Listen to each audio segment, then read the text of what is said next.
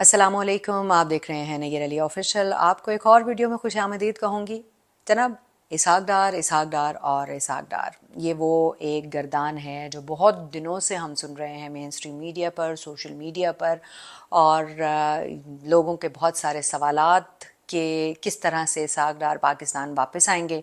तो जनाब, पाकिस्तान वापस आ चुके हैं इसहाक डार, और उस वक्त के वज़ीर आज़म शाहिद खाकान अब्बासी के तैयारे में लंदन रवाना होने वाले और फिर लौट कर 5 साल तक वापस ना आने वाले इसहाक डार आज के वज़ीर आज़म शहबाज शरीफ के तैयारे में वापस आ चुके हैं। और ना सिर्फ ये कि वापस आ चुके हैं, बल्कि उसके साथ साथ वो बतौर सेनेटर अपने ओहदे का हल्फ भी ले चुके हैं।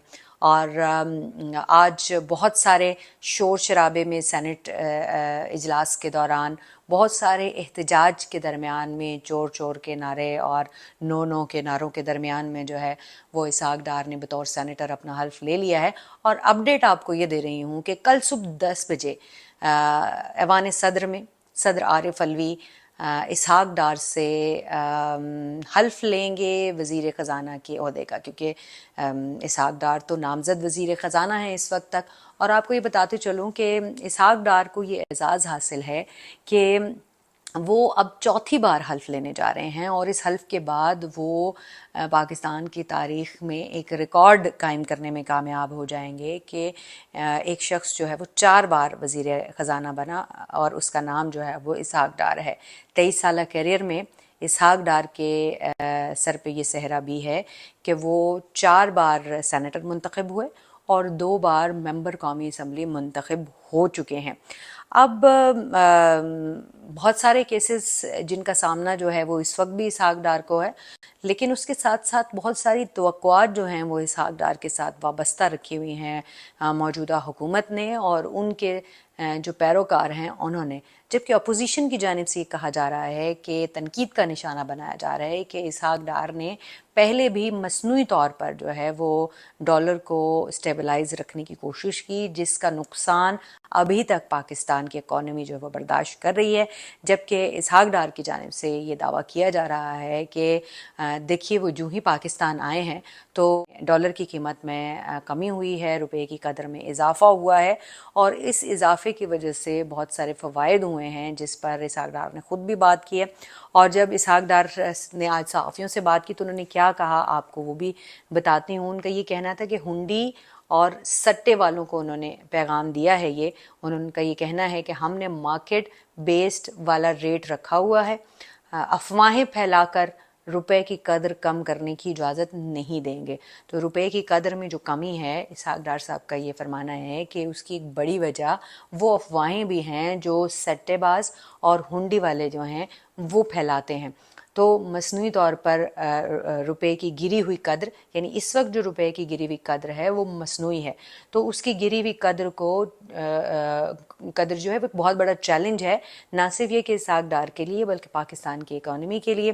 फिर जैसे कि मैं आपको बता रही थी कि उन्होंने ये एजाज़ भी अपने सर किया कि अभी जो है वो 9 रुपये 2 रोज़ में डॉलर नीचे आ गया है, और अब इस डॉलर के 9 रुपये नीचे आने की वजह से 1350 अरब रुपए का कर्ज जो है वो मजमूई तौर पर कम हुआ है। तो ये वो गुफ्तगू है जो इसहाक डार ने की है, और कल जब वो वज़ीर ख़ज़ाना का हल्फ ले लेंगे तो यकीनन बुनियादी तौर पर वो बाकायदा तौर पर जो है वो इकॉनमी के मामलात को जो है वो हैंडल करना शुरू कर देंगे। अब पूछने वाले ये सवाल पूछते हैं कि इसहाक डार ऐसा क्या करेंगे जो शौकत तरीन नहीं कर सके। इसहाक डार ऐसा क्या करेंगे जो अभी तक जो है वो कोई भी वज़ीर ख़ज़ाना, क्योंकि आपको ये भी बताती चलूँ कि गुज़श्ता 5 साल के दौरान में पाकिस्तान के 6 वज़ीर ख़ज़ाना तब्दील हुए हैं। अब ये छठे वज़ीर ख़ज़ाना हैं इसहाक डार साहब 5 साल के दौरान में। अब वज़ीर ख़ज़ाना बदलने से क्या इकॉनमी बेहतर हो जाएगी, या वो जो पॉलिसीज़ हैं उनको बार बार बदलने से इकॉनमी बेहतर होगी? सियाने तो ये भी कहते हैं कि जो पॉलिसीज़ का तसलसल है वो किसी भी मुल्क की इकॉनमी को, किसी भी मुल्क की डेवलपमेंट को, उसकी तरक्की को, उसके तरक्याती कामों को और उसकी जो रुपए की कदर है उसको मुस्तहकम करने के लिए बहुत ज़्यादा नागुज़ीर है। हमारे यहाँ प्रॉब्लम ये है कि हमारे यहाँ इस्तेहकाम नहीं है।